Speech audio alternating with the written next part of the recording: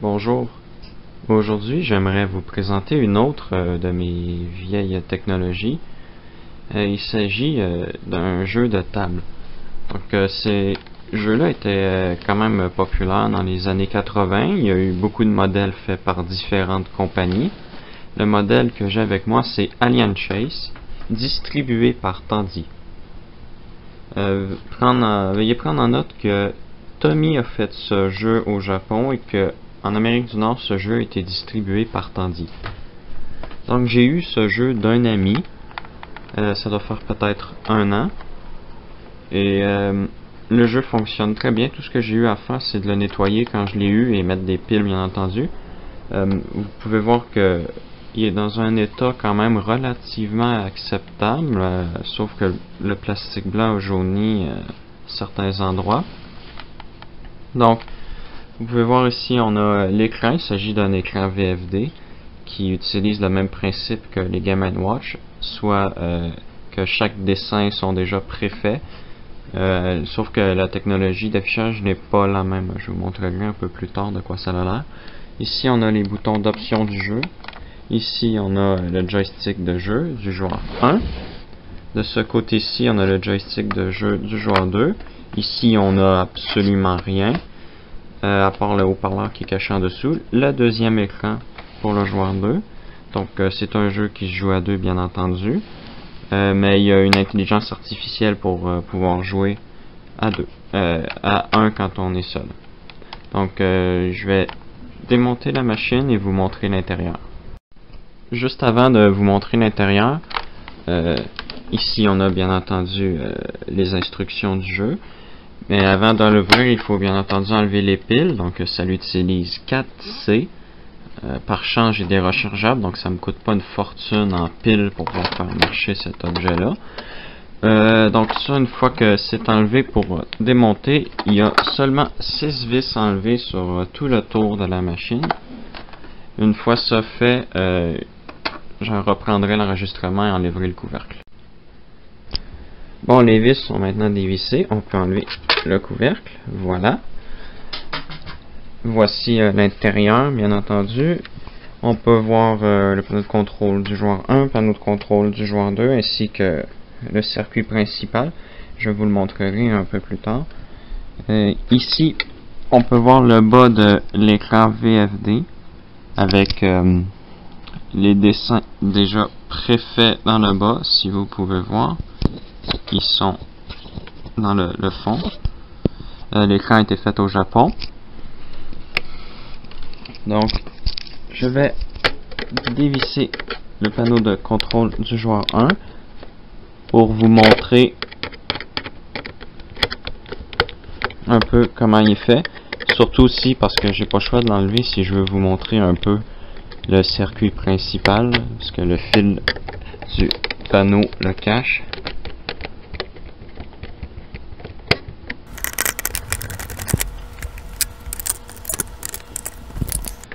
On peut enlever maintenant le panneau. Je vais essayer de bien vous montrer. Les contacts sont plaqués or. Ici, vous pouvez voir Tommy, comme je vous disais. Les contacts sont plaqués or, puis on peut voir que c'est quand même pas n'importe quoi ce jeu-là. Je me souviens d'avoir vu ce modèle dans le catalogue RadioShack de 1984, je pense, et je crois qu'il était une quarantaine de dollars. Donc c'est pas très cher quand même pour ce qu'il nous donne. Aussi, vous pouvez voir les connecteurs ainsi que le joystick. Le joystick n'est pas le meilleur du monde, mais au moins il permet de jouer au jeu. Les connecteurs, c'est simplement des bouts de plastique avec des broches en cuivre. C'est la même chose pour tous les autres. Il y a un adaptateur, il y a une prise pour un adaptateur, donc vous pouvez aussi le faire marcher sans pile, ce qui est bien. Je vais maintenant mettre la lentille et vous montrer l'intérieur. Donc c'est quand même une construction assez simple. Je démonterai pas plus la machine puisque il y a rien qui va mal dedans, donc j'ai pas besoin de la démonter, puis surtout elle est très difficile à démonter, donc je préfère vous montrer ça comme ça.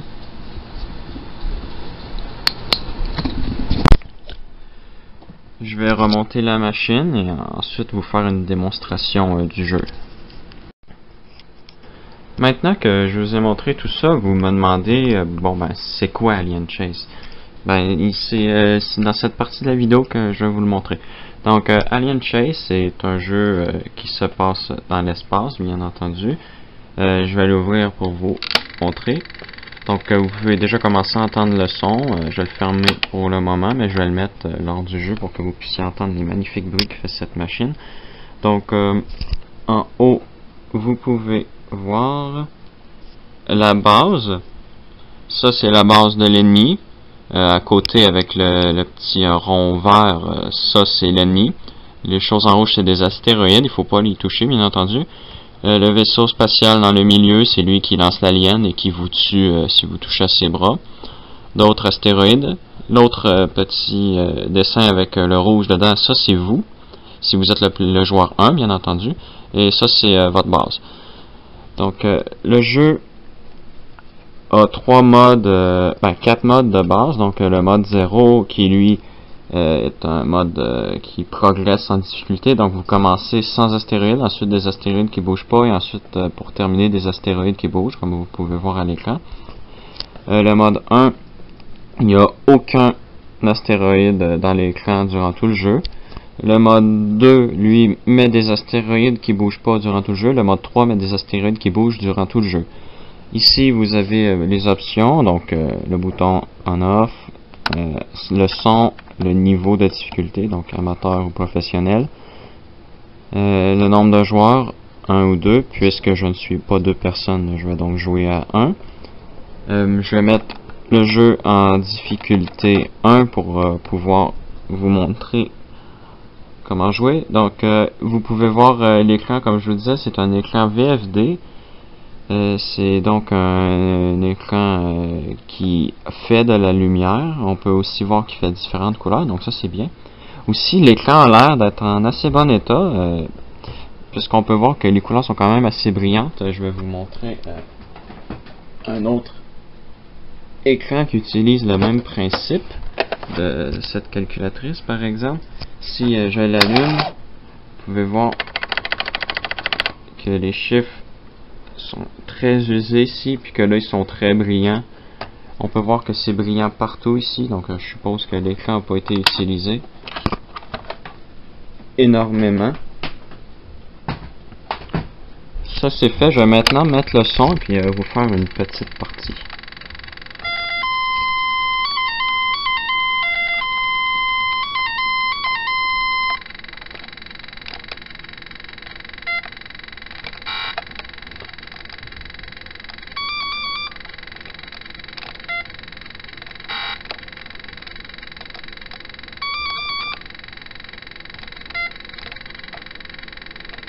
Donc j'ai oublié de le dire, mais il faut faire 7 points pour pouvoir gagner la partie.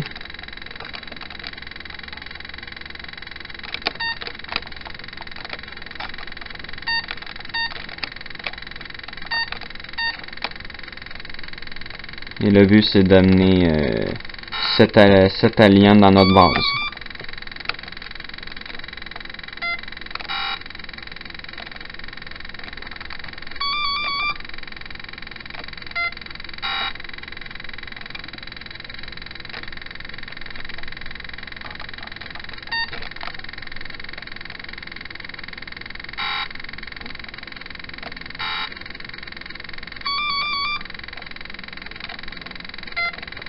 Je vais mettre le mode de difficulté plus élevé pour que vous puissiez voir.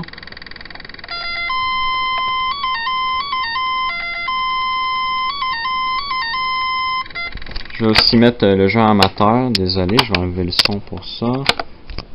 Voilà. Donc là, c'est le mode de difficulté le plus élevé qu'on peut avoir dans le jeu. Donc, là, l'ennemi, en plus d'aller plus vite, il y a des astéroïdes qui bougent. Puis les astéroïdes se gênent pas pour vous écraser.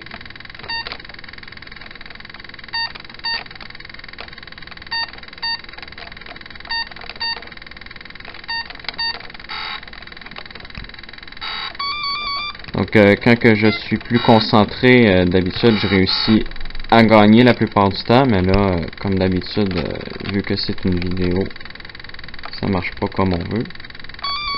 Donc c'était la présentation de mon jeu de table Alien Chase. C'est quand même une très vieille technologie, ça date du milieu début des années 80, ce modèle-ci. Donc c'est un jeu qui est quand même amusant à 1, mais qui l'est plus à 2. Donc si vous le voyez pour pas cher et que vous avez un adaptateur, bien entendu, vous serez capable d'y jouer très longtemps. Merci d'avoir écouté ma vidéo.